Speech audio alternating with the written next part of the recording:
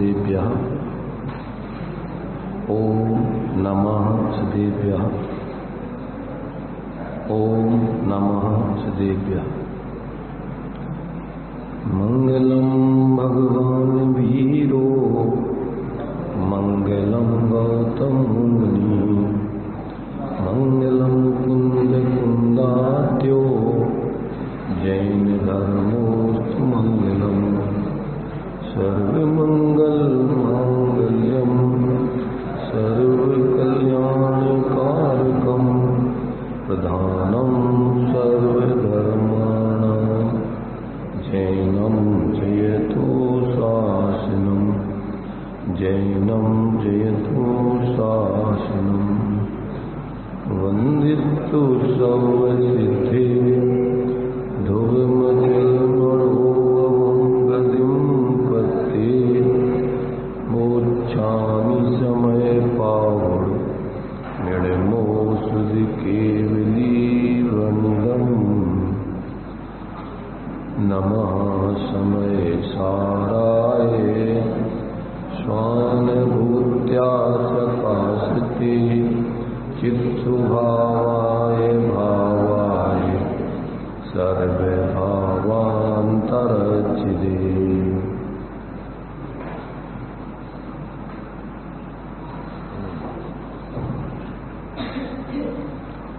विषय अपना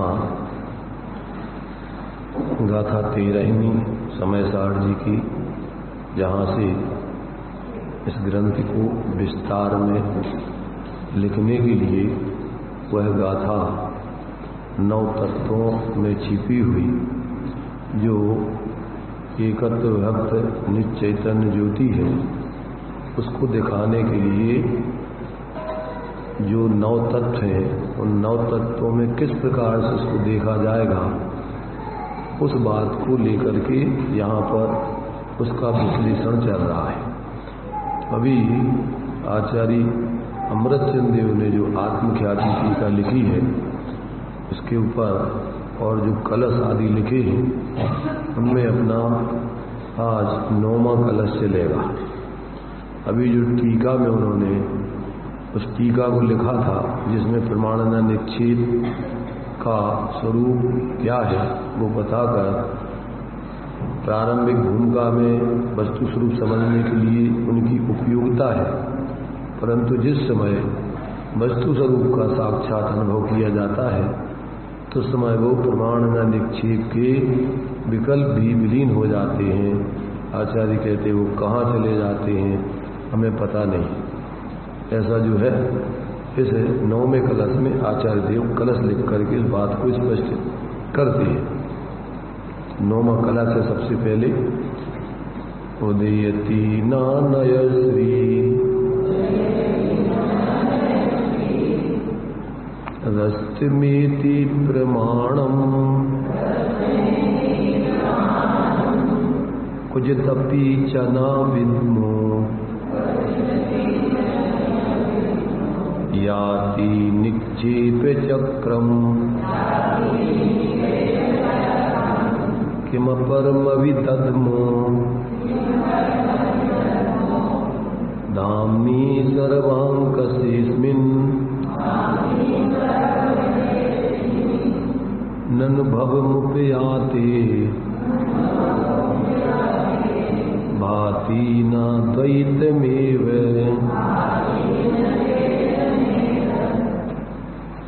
देखिए इसमें क्या कह रहे हैं।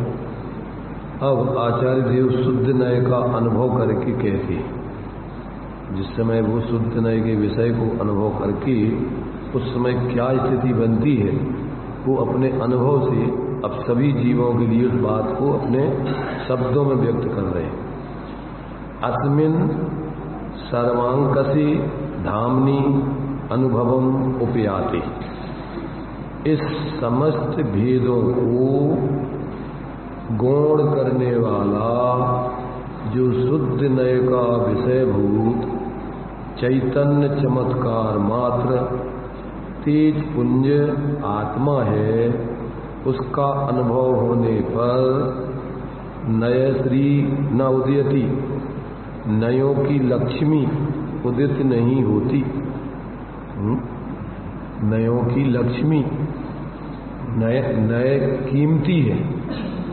वस्तु स्वरूप को समझने के लिए नयों की बहुत कीमत है, इसलिए वो नयों की लक्ष्मी है, महत्वपूर्ण है वो। परंतु जिस समय आत्मा का अनुभव होता है तो कहते नयों की लक्ष्मी भी उदित नहीं होती, अर्थात नयों के विकल्प भी समाप्त हो जाते हैं। और प्रमाणम अस्तम एति, प्रमाण अस्त हो जाता है। प्रमाण में सम्यक ज्ञान के 5 भेद है, मति ज्ञान, सतत ज्ञान, अवधि ज्ञान, मनःप्रय ज्ञान, केवल ज्ञान। तो उस प्रमाण के भी विकल्प सब शांत हो जाते हैं, अस्त हो जाते हैं वहाँ पर। और अपिचे निक्षेप चक्रम क्वचित याति न विद्यमान, निक्षेपों का समूह कहाँ चला जाता है सो हम नहीं जानते। निक्षेप जो अपने लिए वस्तु स्वरूप को समझने के लिए व्यवहार में जो किसी अन्य वस्तु में अन्य वस्तु का आरोप करके और जो कथन किए जाते हैं वो निक्षेप है। तो जो नाम, स्थापना, द्रव, भाव, तस्तन्यासा, ये वस्तु स्वरूप को समझाने के लिए किसी का नाम रखा जाता है और अन्य में अन्य का किसी आरोप करके उसकी स्थापना की जाती है। और जो भूत और भविष्य पर्याय को वर्तमान में द्रव्य में कहना वो द्रव्य निक्षेप है, और वर्तमान पर्याय को वर्तमान पर्याय से द्रव्य को कहना वो भाव निक्षेप है। ऐसे जो वस्तु स्वरूप समझने के लिए ये प्रयोजनवान है, हितकारी है, अन्यथा वस्तु स्वरूप समझ में नहीं आ सकता। इसलिए व्यवहार की उपयोगिता वस्तु स्वरूप समझने के लिए निर्विवाद है, उसमें कोई विवाद नहीं है। परंतु जिस समय आप स्वरूप का अनुभव करोगे उस समय ये सारे विकल्प समाप्त होकर के वस्तु के सारे भेद प्रभेद गौण होकर के एक अभेद नित्य वस्तु अनुभव में आती है। ऐसा यहाँ शुद्ध निश्चय नय का विषय जब आत्मा अनुभव किया जाता है तो ये दशा उस अनुभव काल में बनती है, ऐसा आचार्य देव यहाँ बता रहे। किम अपरम अभिदधमा, इससे अधिक और क्या कहें। द्वैतम एव न भाति, द्वैत ही प्रतिभाषित नहीं होता। वस्तु में परस्पर जो विरुद्ध धर्म है, नित्य अनित्य, एक अनेक, सत असत, तत तत् आदि, ऐसा कोई द्वैत भी उस समय अनुभय स्वरूप वस्तु अनुभव में आती है। वो जो व्यवहार से अपने लिए उसमें भेद करके समझाया जाता है, अनुभव के काल में कि किसी प्रकार का द्वैत भी भाषित नहीं होता है। किसी प्रकार से न द्रव्य गुण पर्याय, न उत्पाद व ध्रुव और न नित्य अनित्य आदि के द्वैत, किसी प्रकार से कोई भी वहाँ पर एक वस्तु भाषित होती है अनुभव स्वरूप। अपने परस्पर विरोधी धर्मों में एक अखंड वस्तु भाषित होती है। तो इस प्रकार से ऐसा वहाँ द्वैत ही प्रतिभाषित नहीं होता है। भावार्थ, भेद को अत्यंत गौण करके कहा जाता है कि प्रमाण नय आदि भेद की तो बात ही क्या है, शुद्ध अनुभव के होने पर द्वैत ही भाषित नहीं होता, एकाकार चिन्ह मात्र ही दिखाई देता है। स्वर्ण मात्र देखने पर उसमें पीलापन, चिकनापन, भारीपन, कुंडल, कड़ा, अंगूठी, उसमें सब उसमें गर्वित होकर अभी सोना सोना सोना दिखाई देता है। वे सब भेद दृष्टि से विचार करने पर वे सब है क्या, सोने की अवस्थाएं हैं, सोने में गुण भेद हैं, ये सब है। परंतु जिस समय अपन सामान्य स्वर्ण को देखते हैं तो समय उसमें गर्भित अभेद होकर के वस्तु पूरी स्वर्णमय दिखाई देती है। उसमें फिर ना अवस्था दिखती है, क्योंकि वो सब समझने के लिए विकल्प दशा में भेद है। अनुभव के काल में ऐसा एक स्वर्णपना सब में अभेद रूप से भाषित होता है। क्यों? कि ऐसा भी वस्तु में धर्म है। वे वस्तु में जो इस प्रकार अनुभव स्वरूप भी एक धर्म है। द्रव्य गुण पर्याय न पर्याय बिना द्रव्य हो, दोनों अनन्य रहे। जब अपन भेद करके देखते हैं द्रव्य स्वभाव से तो द्रव्य एक रूप दिखता है और पर्याय अनित्य रूप अनेक रूप दिखाई देती हैं। परंतु जिस समय अपन दोनों को अनुभव दृष्टि से देखते हैं तो जो द्रव्य स्वभाव है और जो पर्याय स्वभाव है वो कथनचित एक ही है, एक स्वर्णमय ही है। वो कोई द्रव्य स्वभाव और पर्याय स्वभाव स्वर्णपने से अलग नहीं है। तो उसमें अपन को एक सोना जब देखते हैं तो उसमें अपन को कोई द्वैत भाषित नहीं होता। ऐसा जो है कहते वहां पर एकाकार चिन्ह मात्र ही वस्तु दिखाई देती है। तो वस्तु में ऐसे सामान्य विशेष आदि धर्म है, परंतु जिस समय अपन सामान्य दृष्टि से वस्तु को देखते हैं तो वो सारे विशेष उसमें गर्भित होकर एक अभेद वस्तु भाषित होती है। उसमें फिर अलग अलग भेद अपन को भाषित नहीं होते।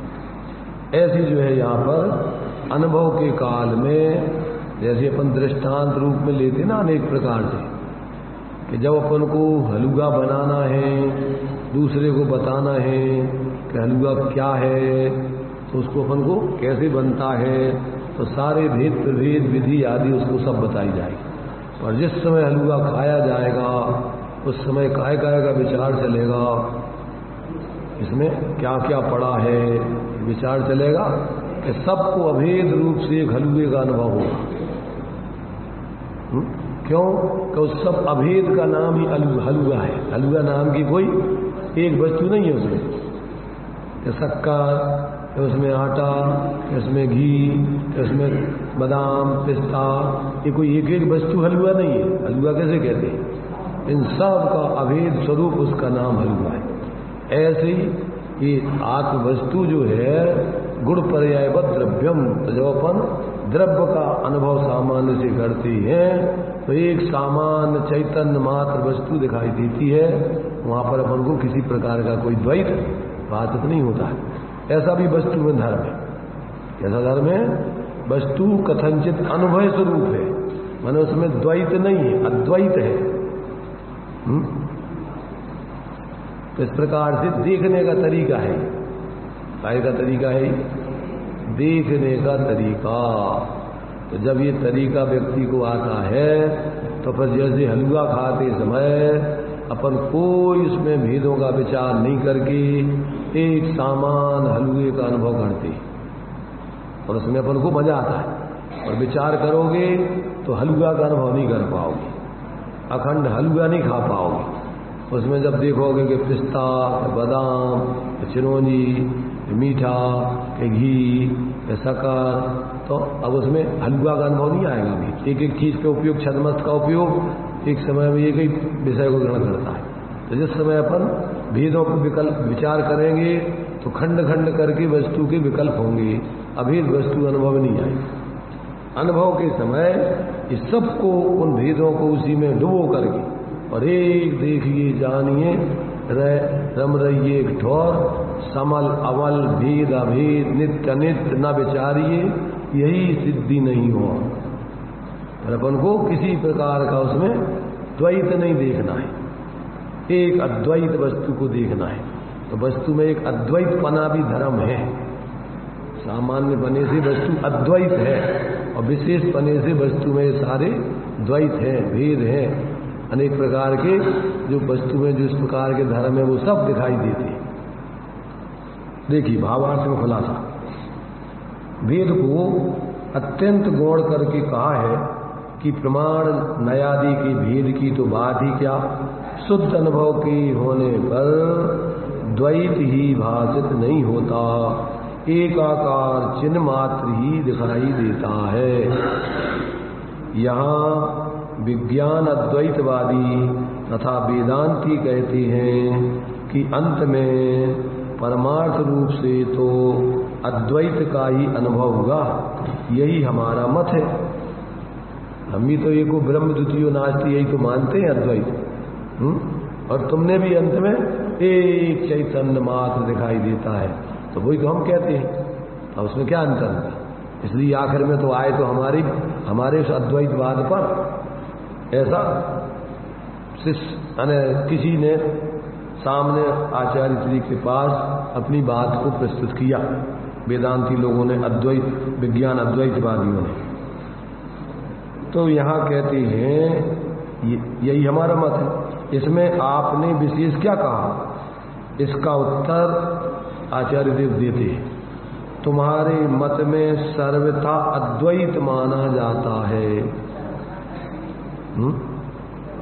यदि सर्वथा अद्वैत माना जाए तो बाह्य वस्तु का अभाव ही हो जाए, और ऐसा अभाव तो प्रत्यक्ष विरुद्ध ही है। क्या मानते हैं विज्ञान अद्वैतवादी और वेदांती? एकमात्र सब चैतन्य चैतन्य इस लोक में पूरा एक ब्रह्म फैला हुआ है, दूसरा और कोई पुद्गल आदि कोई और दूसरा है नहीं। अपन को भ्रम से दिखाई देते हैं सब। क्या है? एक ब्रह्म ही पूरे लोक में फैला हुआ है, ब्रह्म। ये सब भ्रम है, ब्रह्म के अलावा और कुछ देखना। कहते तुम हमारे आखिर आए तो हमारे उसी सिद्धांत पर एकदम कहते हैं कि इस विश्व में कुछ नहीं है, एक अद्वैत चैतन्य ब्रह्म, एक परम परमात्मा। कहते भाई तुम्हारे मत में एकांत है, हमारे यहाँ तो अनेकांत है, सर्वथा अद्वैत नहीं है। अगर सर्वथा अद्वैत माना जाए तो विश्व में सारे जितने पदार्थ हैं उनका लोप कर दिया जाएगा। जीव अजीत द्रव आदि जो भेद है वे सब लोप हो जाएंगे। तो कहते हमारे मत में नए विवक्षा है जो कि बाह्य वस्तु का लोप नहीं करती। अनुभव के काल में अपने लिए कोई बाह्य वस्तुएं और अपने भेद प्रभेद आदि कोई भाषित नहीं होके एक चैतन्य स्वरूप ही भाषित होता है। ये तो अनुभव के काल की बात कह रहे हैं कि वस्तु स्वरूप की दृष्टि से कोई इस विश्व में और पदार्थ उद्गल धर्म आकाश काल आदि नहीं हो, ये बात हम ऐसी नहीं कह रहे। जब शुद्ध अनुभव से विकल्प मिट जाता है तब आत्मा परमानंद को प्राप्त होता है। इसलिए अनुभव कराने के लिए यह कहा है कि शुद्ध अनुभव में द्वैत भाषित नहीं होता। यदि बाह्य वस्तु का लोप किया जाए तो आत्मा का भी लोप हो जाएगा और शून्यवाद का प्रसंग आएगा, क्योंकि अपने लिए सर्वज्ञ के ज्ञान में सारे पदार्थ भाषित होते हैं। सकल द्रव्य के गुण अनंत पर जाय अनंता जाने एक ही काल प्रगट केवली भगवंता। तो अब यदि तुम बाहर के पदार्थों का सर्वथा लोप करो तो केवल ज्ञान का ही लोप हो जाएगा, और केवल ज्ञान का लोप हो जाएगा तो आत्मा का ही लोप हो जाएगा।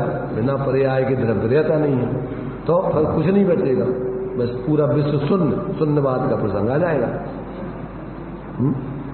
देखो नयों की दृष्टि से अपने यहाँ 47 नयों में प्रवचन सार में एक शून्य नय और एक अशून्य नय भी कहा है, परंतु वो यहाँ विवक्षा है। यहाँ शून्य नय से आत्मा शून्य है और अशून्य नय से आत्मा भरी हुई है, अशून्य है। क्या मतलब? शून्य का अर्थ होता है पर द्रव्य गुण पर्यायों से खाली रहित, उसका नाम है शून्य। कैसी शून्य है? दूसरे वस्तुओं का उसमें अभाव है, उनसे रहित है, उसका नाम है शून्य। परंतु एक अशून्य नय भी है, क्योंकि परस्पर विरोधी धर्म है। अशून्य नय माने अपने चतुष्टय से भरी हुई है। कैसी है वो वस्तु? आत्मा अपने स्वचतुष्टय से लबालब भरी हुई है पूरी, परंतु पर द्रव्यों से पूरी खाली है, शून्य।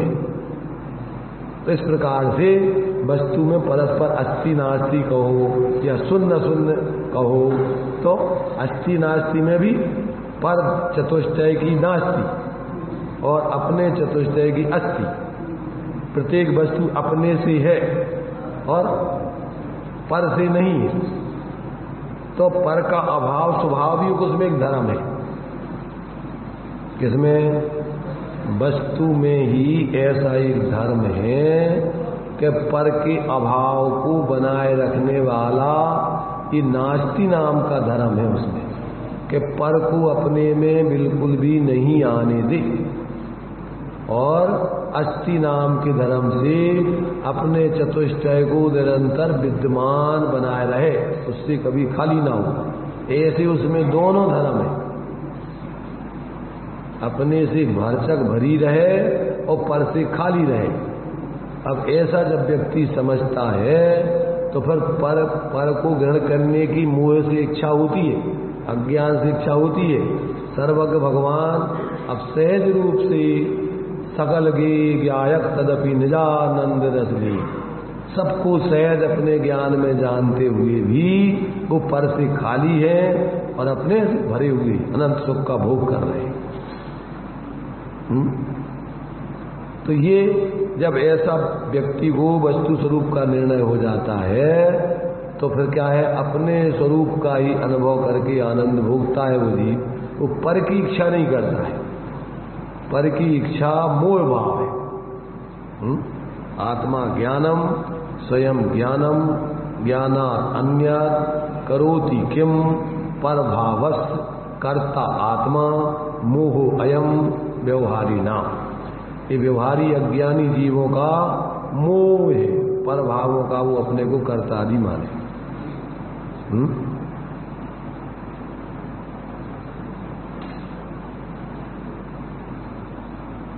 क्या कह रहे, सुनाई दे रही है कुछ? ये चर्चा किसकी चल रही है? समय सार की, अमृतचंद्र आचार्य देव के कलशों की, किसकी चर्चा चल रही है? अरे भाई, आचार्य देव तो इस सब आत्माओं के तुम्हारे गीत गा रहे हैं, तुम्हारे स्वरूप को बता रहे हैं कि तुम्हारा स्वरूप ऐसा है।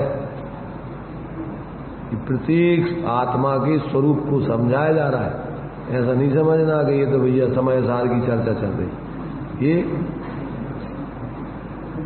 टीकाकार आचार्य अमृतचंद्र देव के कलशों की चर्चा चल रही। ये उनकी चर्चा नहीं चल रही, ये प्रत्येक आत्मा की कहानी कही जा रही है। अपन बोलते ना क्या, तात भ्रमण की है बहु कथा, अथवा चौथी गाथा में इसी समय सार में कही, क्या कही? सुर परिचदान भूदा सब्बस भी काम भोग बंद कहा कथा, ये तस्वलंबो नवरी नासुलो। एकत्र वक्त अपने आत्मा की कथा इस जीव ने आज तक नहीं सुनी, कहानी। नाना नानी कहानी सुना देते ना बच्चों के लिए, ऐसे अपन को ये अपने पुराने दादा परदादा ये सब अपन को अपनी कहानी सुना रहे। ये अपन को अपनी कहानी सुना रहे कि भैया देखो ये तुम्हारा ऐसा जीवन स्वरूप है, तुम अपने स्वरूप को समझो। तुम जहां जाते हो वहां पर भ्रम से अपने को न जाने क्या क्या मान करके परेशान होते रहते, अपने मूल स्वरूप को नहीं समझते।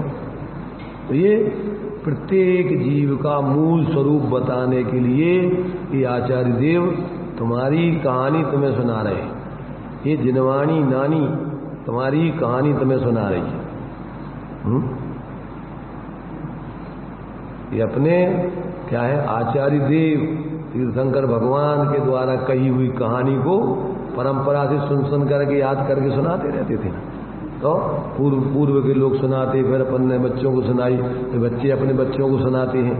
ऐसी अपनी ये कहानी चल रही है, भगवान भक्त तीर्थंकरों से सुनी हुई कहानी है। आचार्यों ने फिर आगे बढ़ाया, अभी अपन उस कहानी को आगे बढ़ा रहे हैं।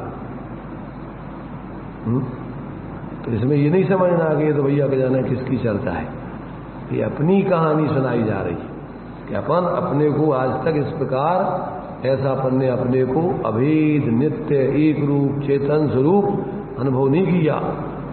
संयोग संयोगी भाव भेदभाव आदि में अपन उसी में पड़े रहे, रात दिन उसी विकल्पों में मोह के कार्यों में लगे रहते हैं। और जिंदगी पूरी करके पर्याय से पर्यांतर होकर के अपने कुसंस्कार मिथ्या संस्कार लेके वहाँ नए कर्मों का आश्रय बंद करते हुए नो कर्म शरीर आदि को पाकर वहाँ फिर ज्यों त्यों अपनी वही मिथ्या सुत परिचिदान भूदा सब बस भी काम भोग कर बंद कथा, वही कथा चालू, और दूसरों को भी वही आचार्यत्व करती है कि तू बेटा ऐसा कर ले। बिल्ली है तो अपने बच्चों को वो क्या सिखाती है, चूहों को मार के कैसे खाया जाता है, पकड़ के चूहों को लाएगी उसके सामने छोड़ देगी, उनसे मरवाएगी। जैसे जैसे दुकानदार होते हैं ना, अपने सामने बच्चों को बिठाल करके सब सिखाते हैं कैसे पैसा कमाया जाता है, कैसे ग्राहकों को ठगा जाता है। सिखाते कि नहीं सिखाते?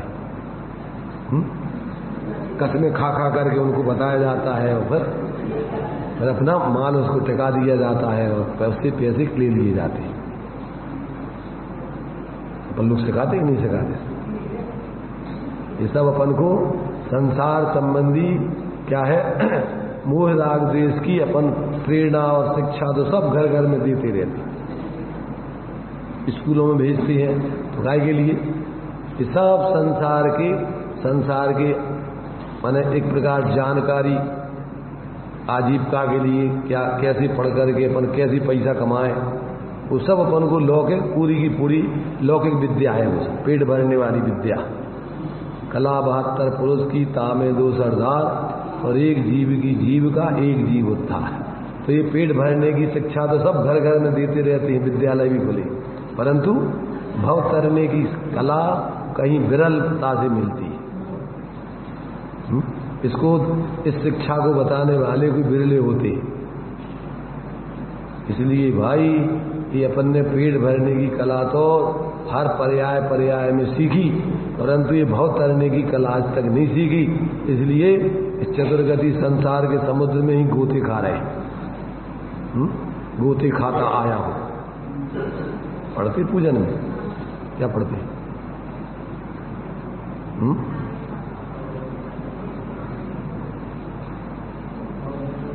भव भव से इच्छा सागर में प्रभु गोते खाता आया हो। तो अब ये सब मोह के समुद्र में इच्छाओं की सब माने अथाह इच्छाओं का भंडार है मिथ्यातीत दृष्टि के पास। तो ये समुद्र है जिसका कोई अंत नहीं दिखता है। तो इसमें अनादिकाल से जीव क्या है, गोता खा रहा है, डुबकी लगा करके डूब रहा है, प्राण गमा रहा है। जल नहीं पावे प्राण गमावे, भटक भटक मरता और वस्तु पराई माने अपनी भेद नहीं करता। तू चेतन अरु देह चेतन यह जड़ तू ज्ञानी, और मिले अनादि तंत्र मिसने क्यों पय अरूपानी। रूप तुम्हारा सबसो न्यारा, यही बात है, यही समय सार की सब ज्ञानियों ने लिखी है, सब अपने अपने तरीके से।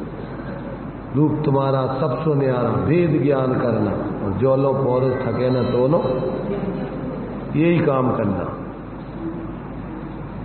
इसमें कह रहे कि भैया तुम्हारा जो एकांत से अद्वैतवाद है, हमारे यहाँ ऐसा एकांत से अद्वैतवाद नहीं है। ये आचार्य तो क्या है, अपने स्वरूप का अनुभव कराने के लिए उस संपूर्ण बाह्य वस्तुओं का क्या है, उस अनुभव के काल में भाषित नहीं होती। एक चैतन्य भाषित होता है, तो वहाँ एक अद्वैत आत्म चैतन्य दिखाई देता है, फिर वहाँ और दूसरी चीज नहीं दिखती। तो ये तो अपने स्वरूप के अनुभव के काल में अनुभव कराने के लिए ऐसा अपना भेद प्रभेद आदि को गौण करके अभेद वस्तु की मुख्यता से अद्वैत कह रहे हैं। बाह्य वस्तुओं का निषेध करने के लिए अद्वैत नहीं कह रहे, या उनको सबको एक मानने के लिए ऐसा अद्वैत नहीं कह रहे। इसलिए कहते यदि बाह्य वस्तु का लोप किया जाए तो आत्मा का भी लोप हो जाएगा और शून्य बात का प्रसंग आएगा। इसलिए जैसा तुम कहते हो उस प्रकार से वस्तु स्वरूप की सिद्धि नहीं हो सकती, और वस्तु स्वरूप की यथार्थ श्रद्धा के बिना जो शुद्ध अनुभव किया जाता है वह भी मिथ्यात्व रूप ही है, मिथ्या रूप है। शून्य का प्रसंग होने से तुम्हारा अनुभव भी आकाश कुसुम के अनुभव के समान जानना है। कौन सा अनुभव है तुम्हारा? आकाश कुसुम जैसा अनुभव। आकाश कुसुम का अनुभव जानते कैसा होता है? कुसुम माने होते फूल, तो आकाश में जैसे फूल नहीं लगती है, आकाश में कोई फूल नहीं लगती है, और तुम अपनी कल्पना करके आकाश में फूल लगा करके देखो, आकाश में फूल ही फूल लगे। ये तुम्हारा अनुभव सही है कि गलत है?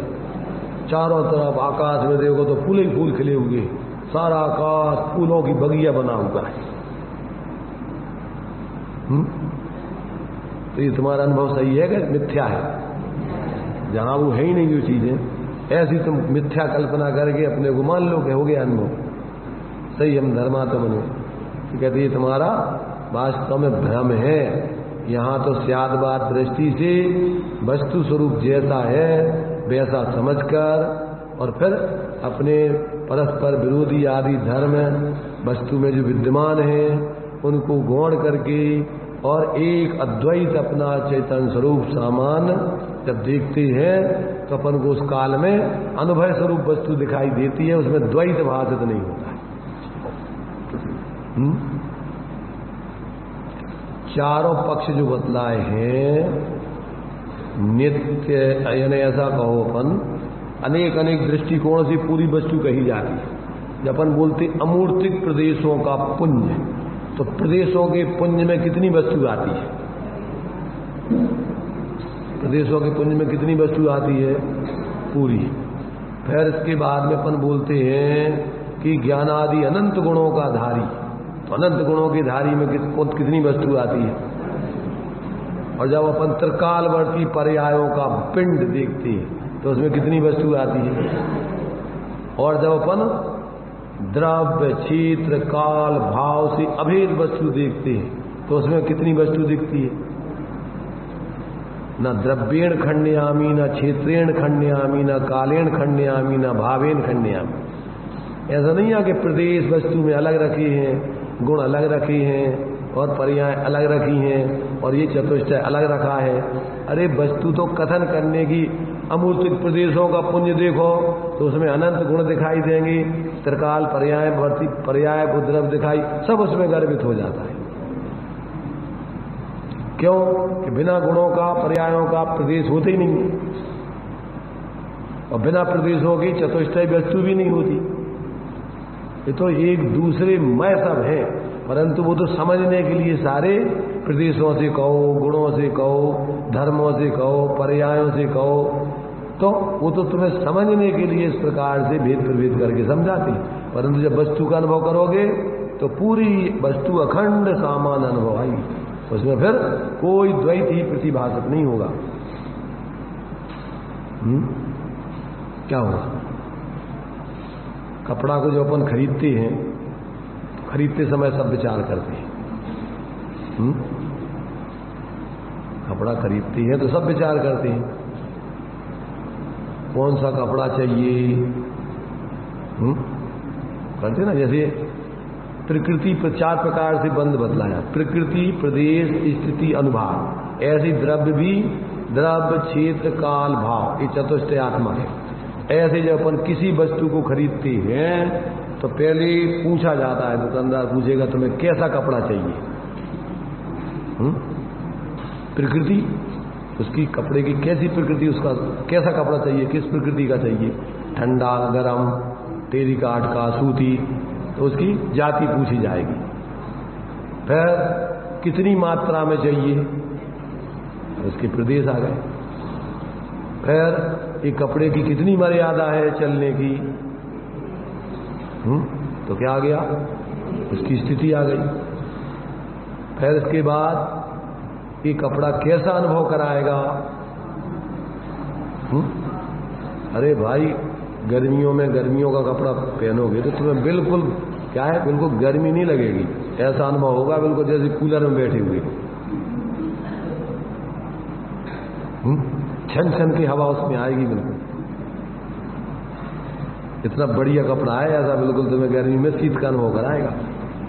ठंड वाला कपड़ा लोगे तो आप ऐसा लगेगा जैसे तुम एयर कंडीशन में बिल्कुल गर्म हाल में बैठे हुए, आपको बिल्कुल ठंडी हवा नहीं पास होगी। तो अनुभव, उसका कैसा अनुभव कराने वाला है वो अनुभाग हो गया। ऐसे ही अपन को कि जीव के चतुष्टय है, द्रव्य, क्षेत्र, काल, भाव, कैसा अनुभव कराएगा, आत्मा चैतन्य स्वरूप अनुभव कराएगा। पुद्गल स्पर्श रस गंध वर्ण रूप अनुभव कराएंगे, जड़ रूप अनुभव। तो उसके कितने प्रदेश हैं, कितने गुण धर्म हैं, भाव उसमें क्या क्या है, और वो वस्तु पूरी कैसी है, तो सारी चीजें अपन को यहाँ भी वही समझना। तो लोक में भी अपन कोई चीज खरीदते हैं तो उसके सब तरफ से विचार करते हैं। ऐसे यहाँ आत्मा के बारे में जब अपन विचार करेंगे तो सब तरफ से, परंतु जब कपड़ा पहनते हैं तो काय का विचार करोगे?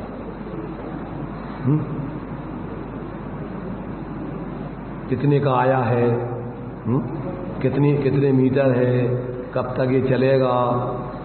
अब पहनते समय अपन को कोई विकल्प नहीं है, उसका आनंद लेते हैं। होता है ऐसा कि नहीं होता? पर जिस समय अपन को खरीदना है तो उस समय सब विकल्प करेंगे, और जिस समय खरीद लिया पहन रहे तो सब विकल्प खत्म, आनंद ले रहे उसका। ऐसे यहाँ पर अपन को अपनी ये चैतन्य वस्तु है, आत्मा है, जब अपन को अभी समझी नहीं तो समझने के काल में सारे भेदों से समझाया जाएगा, परंतु जिस समय अनुभव किया जाता है उस समय सारे भेद खत्म, एक अभेद चैतन्य मात्र वस्तु निर्विकल्प आनंदमय अनुभव आती है। इसलिए हमने तुम्हें बताया था ना कि इसमें 143 गाथा में जैसे अरहंत भगवान अनुभव करते हैं, ऐसे भावार्थ में खुलासा किया है। छद्मस्त जीव भी ऐसा 43वीं गाथा के देखो, नए पक्ष तो प्रारंभिक भूमिका में समझने के लिए है, पर नए पक्ष कहाँ चले जाते हैं अनुभव के काल में? 285 पेज पर भावार्थ।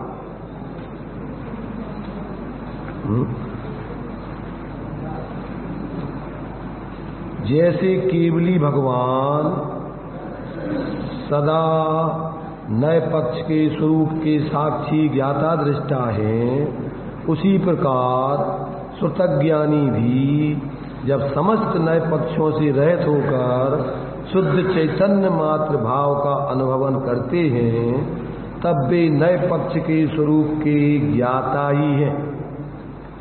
यदि एक नए का सर्वथा पक्ष ग्रहण किया जाए तो मिथ्यात्व के साथ मिला हुआ राग होता है, और प्रयोजनवश एक नए को प्रदान करके उसका ग्रहण करे तो मिथ्यात्व के अतिरिक्त मात्र चारित्र मोह का राग रहता है, और जब नए पक्ष को छोड़कर वस्तु स्वरूप को मात्र जानते ही हैं, तब उस समय श्रुतज्ञानी भी केवली की भांति वीतराग जैसे ही होते हैं, ऐसा जानना चाहिए।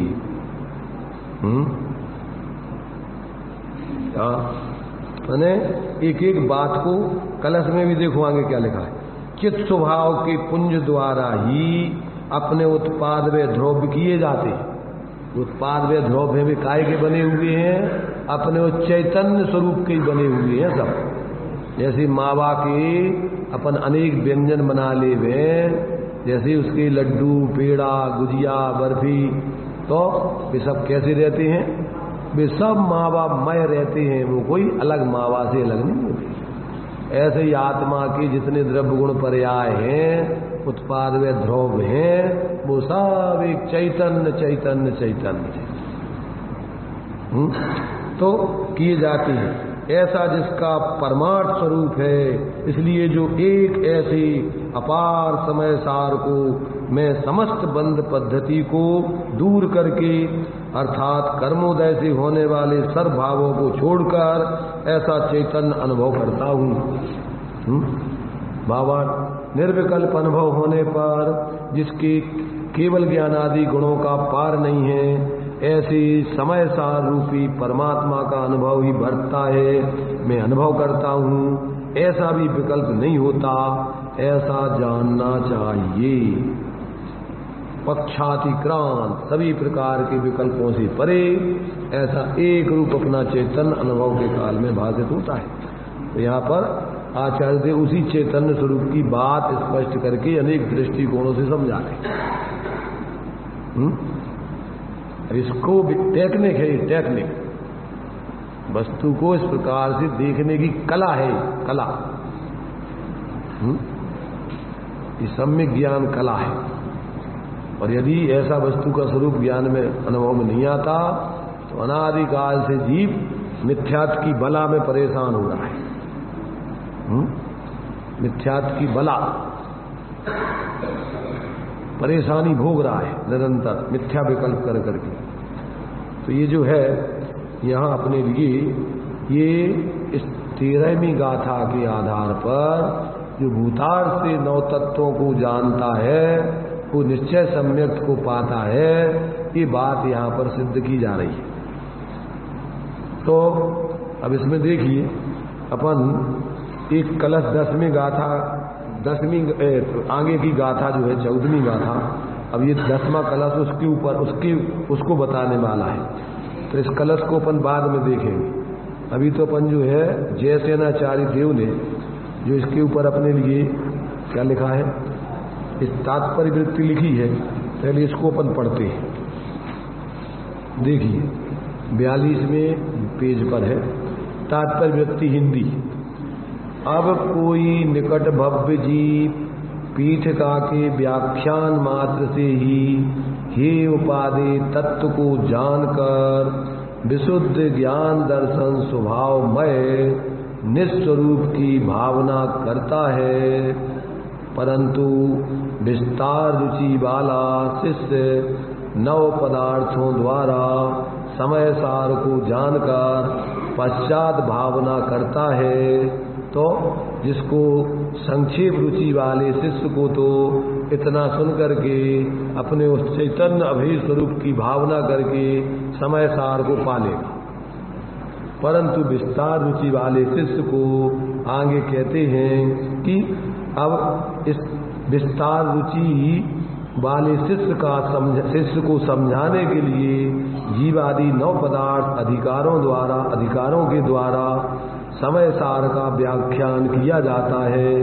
वहाँ प्रथम 9 पदार्थ के अधिकार की गाथा द्वारा ये 9 पदार्थ के अधिकार माने 9 पदार्थ, जैसे द्रव्य संग्रह में अपन ने दूसरी गाथा में 9 अधिकार जीव को समझाने के लिए दिए थे, ऐसे यहाँ ये जीव के स्वरूप को समझाने के लिए 9 तत्वों के 9 अधिकारों के माध्यम से दीप तत्व को समझाएंगे।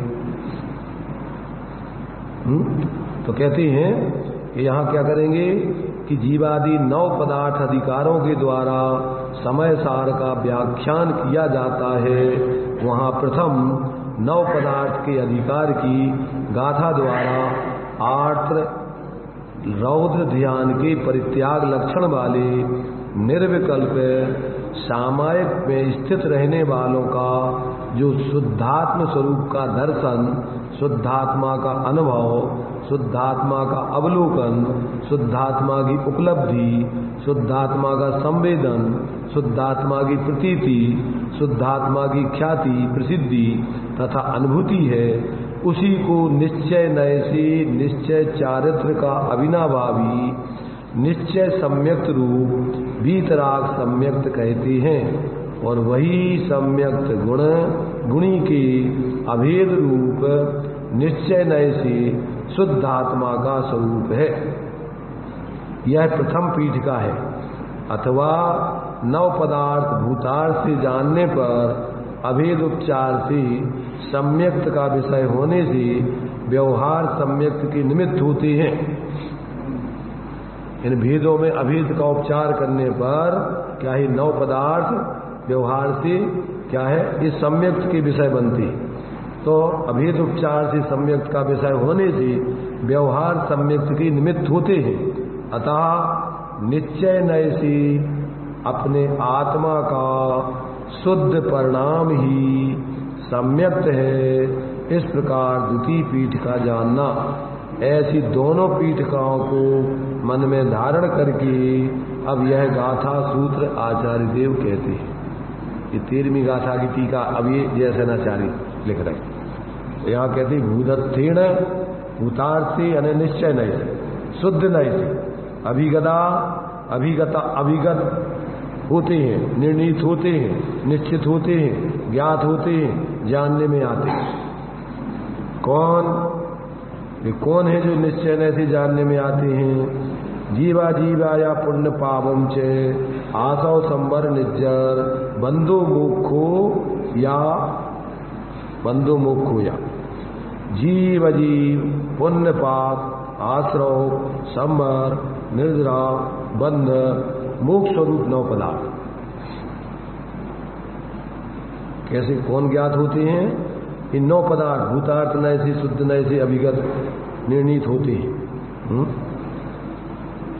सम्मतम वे 9 पदार्थ ही अभेद उपचार से क्या है सम्यक्त के विषय होने से, यानी कारण सम्यक्त के विषय होने से या उसके कारण होने से सम्यक्त हैं। निश्चय से स्वपरिणाम ही सम्यक्त है। भूतार्थ से जाने हुए 9 पदार्थ सम्यक्त हैं ऐसा आपने कहा। उस भूतार्थ के परिज्ञान का क्या स्वरूप है? भूतार्थ से जाने हुए 9 पदार्थ सम्यक्त हैं तो कहते उस भूतार्थ का स्वरूप तो बताओ, उस भूतार्थ के परिज्ञान का क्या स्वरूप है?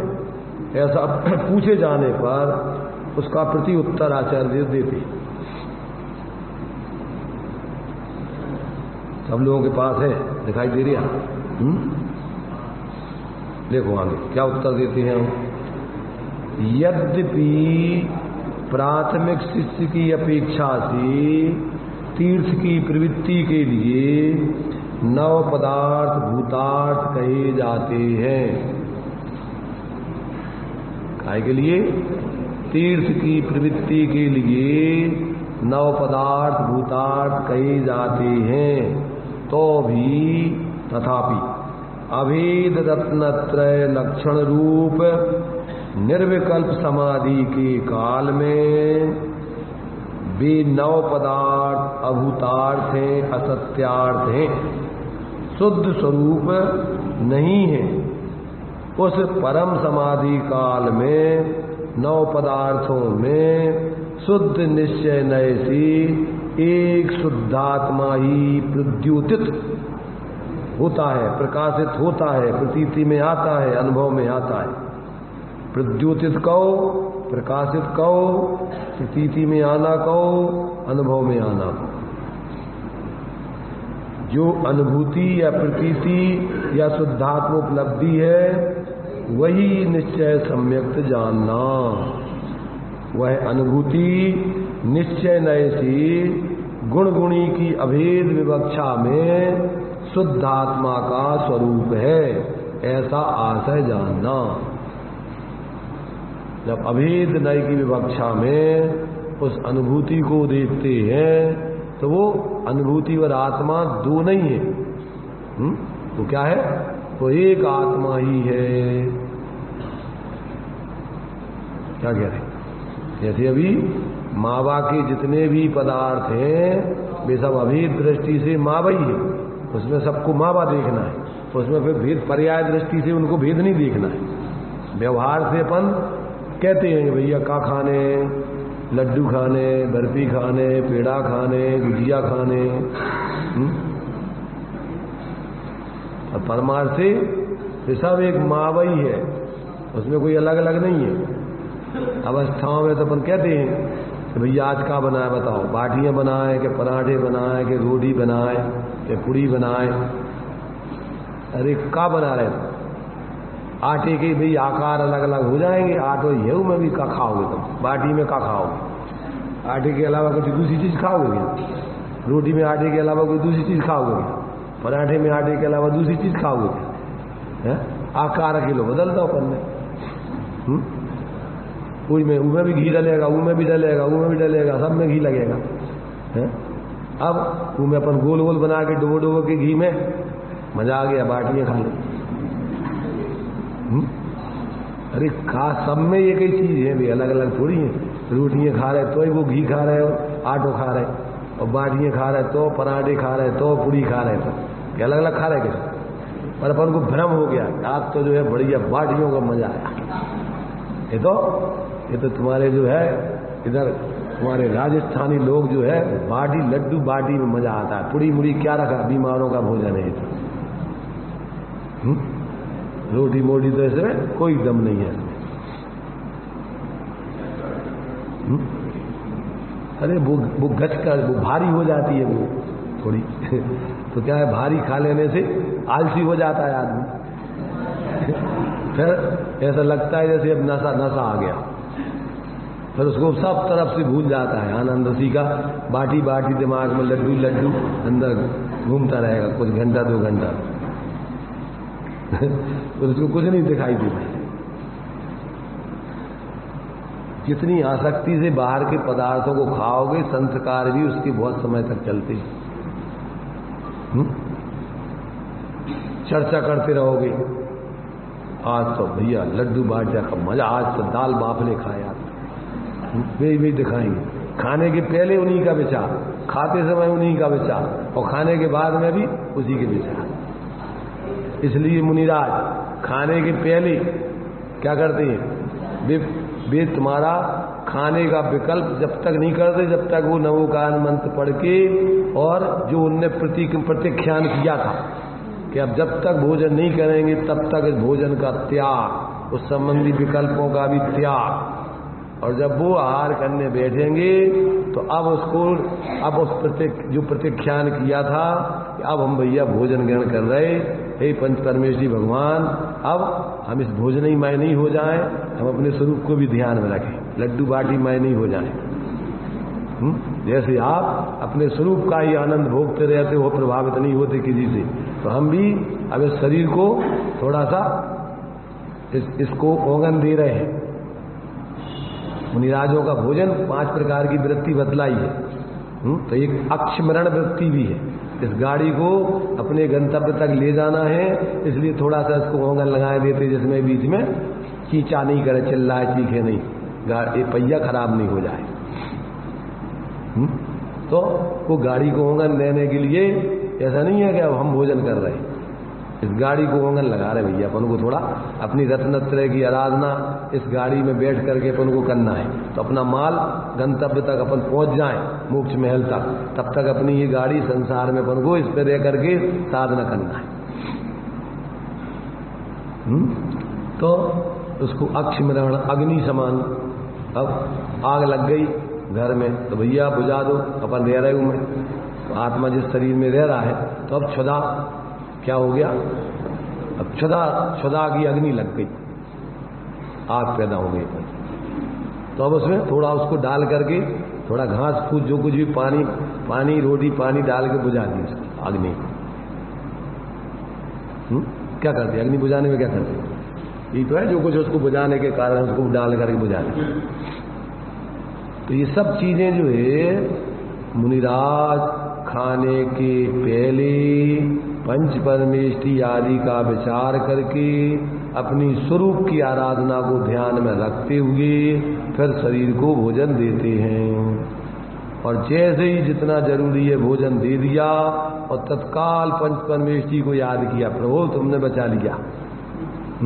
अब इस झंझट से विकल्पों से हटके और आप जिस आराधना में मस्त रहते हो, अब हम उसी आराधना में लगेंगे, विकल्प खत्म।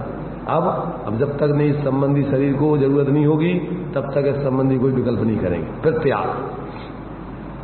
और अपन लोग तो शाम की सोचते हैं, खाते में सोचते हैं कि शाम को क्या बनेगा, पूछने लगते भी, लोग बाग भी पूछते हैं भैया शाम का है?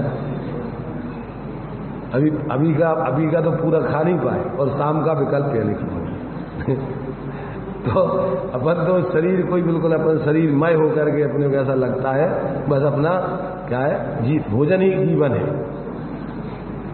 ज्ञानी व्यक्ति तो जीने के लिए खाते हैं और ये क्या करता है, खाने के लिए जीता है।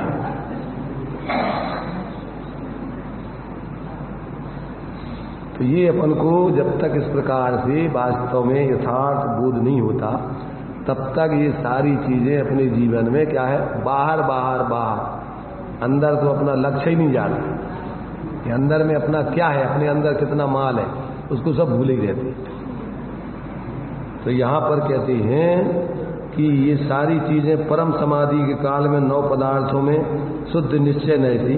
तो यहां पर यद्यपि प्राथमिक शिष्य की अपेक्षा से तीर्थ की प्रवृत्ति के लिए 9 पदार्थ भूतार्थ कहे जाते हैं, तथापि अभेद रत्नत्रय लक्षण रूप निर्विकल्प समाधि के काल में वे नव पदार्थ अभूतार्थ हैं, असत्यार्थ हैं, शुद्ध स्वरूप नहीं है।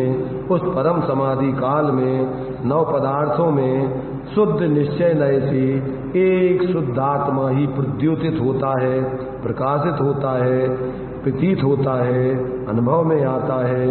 जो अनुभूति है या प्रतीति है वो शुद्धात्मा की वही या शुद्धात्मा की उपलब्धि है, वही निश्चय सम्यक है। द्रव्य में और पर्याय में अद्वैतपना है, कोई दो चीजें सर्वथा अलग अलग नहीं है। जैसे लड्डू बाटी जो भी बनाई है आटे की, पूड़ी पराठे, वे सब क्या है, आटा ही आटा है, आटा एक आटा। ऐसे ही वो अवस्था से देखो और चाहे उस द्रव्य से, उस वस्तु से देखो, सब एक अद्वैत, दोनों में सब में एक दूसरे में दिखाई देते, अलग अलग कुछ नहीं दिखता उसमें। इसलिए ऐसी अनुभूति कहते हैं वो आत्मा की अनुभूति है, वही शुद्धात्मा की उपलब्धि है, उसी को निश्चय सम्यक कहते हैं।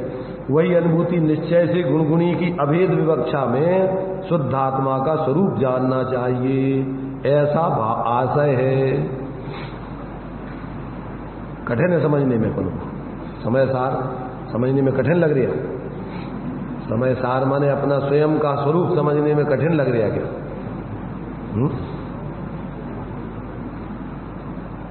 दूसरों के माल को खाने में अपन को अच्छा लगता है और अपना माल खाने में अपन को परेशानी होती है।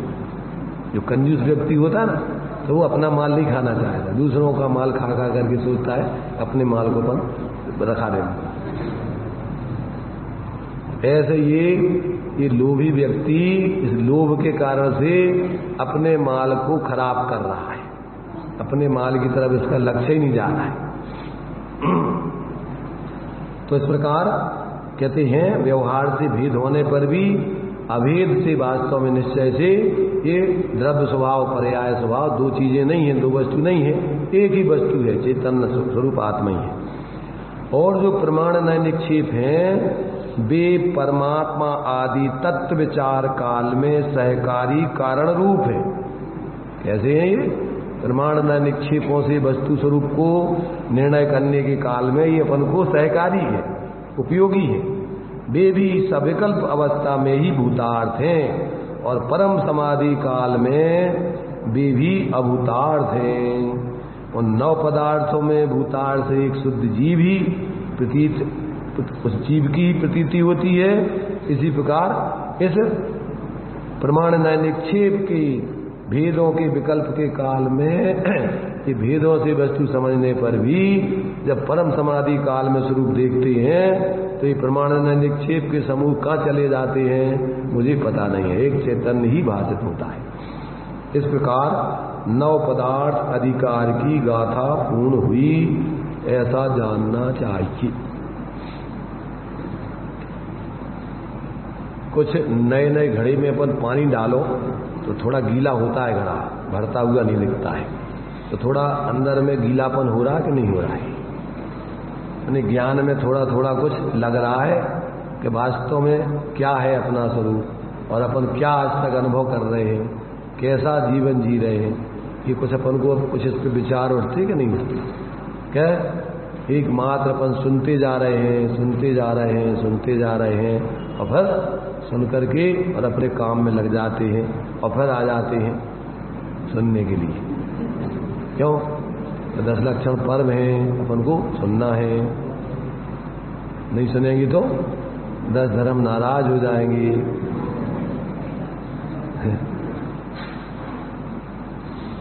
आज तक अपन उनको मना नहीं पाए, झूठे रूप में मनाए, इसलिए वे माने ही नहीं, नाराज ही है। यदि अपन सही अर्थों में इस धर्म को बस आत्मा को समझे तो ये वो तो आत्मा के आश्रय से प्रकट होते, और तुम आत्मा पे विश्वास, आत्मा का अगर तुम समर्पण करोगे तो भी 10 धर्म तो अब तुम्हें छोड़ के कहीं नहीं जाएंगे।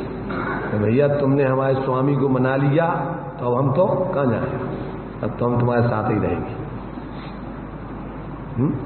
आत्मा क्या है? अनंत धर्मों का पिंड है, ऐसे अनंत काल तक भी 10 धर्म उसमें से प्रकट होते रहते। तो जब तुमने उस आत्मा को प्रसन्न कर लिया और उस आत्मा को मना लिया, उस आत्मा को समझ के उसमें समर्पित हो गए, तब 10 धर्म तुम्हारे संगे रहेंगे कि कहीं जाएंगे बाहर? कहाँ जाएंगे? मम्मी को छोड़ के मोड़ी मोड़ा कहाँ जाएंगे? माँ के साथ ही बच्ची रहती हैं सब, ऐसे ये सब गुण पर्याय तो सब उसी द्रव्य स्वभाव का अनुकरण करती हैं, वे कहाँ जाएंगे? इसलिए जब अपन ऐसे अपने द्रव्य स्वरूप को अनुभव करते हैं तो सारे गुण तो उसमें है ही रहते ही हैं, पर्याय भी स्वाभाविक उसमें निरंतर फिर विद्यमान बनी रहती हैं, प्रकट होती नहीं होकर के उसी में उसी का अवलंबन करते हुए तन्मय होकर के आनंद भोगता रहता है जीव अनंत काल तक।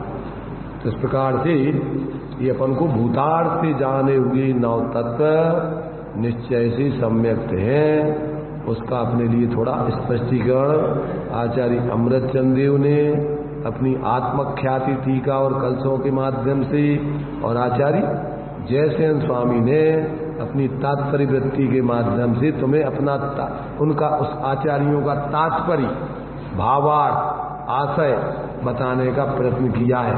अब किसको कितना आशय समझ में आया आचार्य कुंद की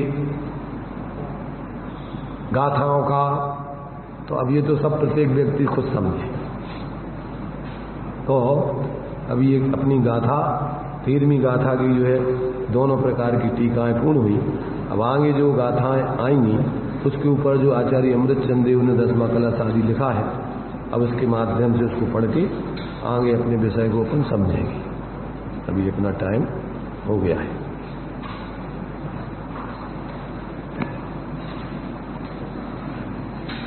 निज निधि निज में